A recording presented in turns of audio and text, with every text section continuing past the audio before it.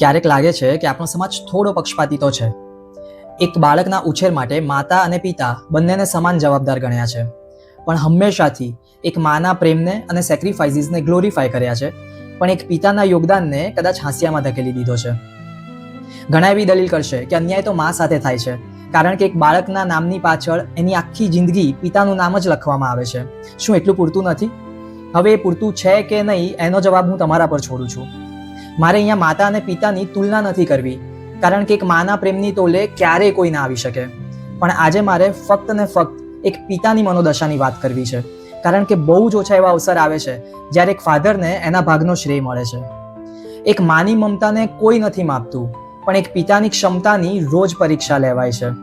થોડા મોટા શું થઈએ, જેણે આપણને હાથ પકડીને ચાલતા શીખવ્યું છે, એને જ જિંદગી કેવી રીતે જીવવાની સલાહ દેવાય છે. અરે એણે એની આખી જવાની ખર્ચી નાખી સાહેબ તમને જવાન કરવામાં, અને આજે એની જ જિંદગીના હિસાબોમાં ભૂલો કઢાય છે. એક જ વ્યક્તિ એવી છે જેણે જતાયા વગર તમને પ્રેમ કર્યો છે, પણ એના એ જ મૌન માટે આજે સવાલો પૂછાય છે.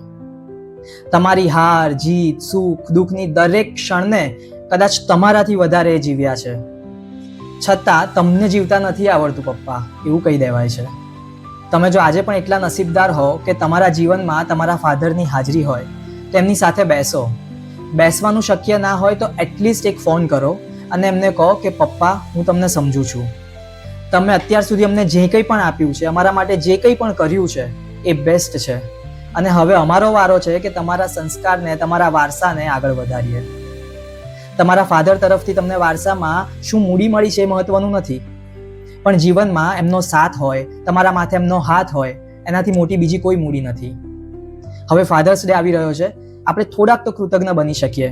બીજું કંઈ નહીં તો એટલીસ્ટ કમેન્ટમાં લવ યુ પાપા લખીને તો જજો જ.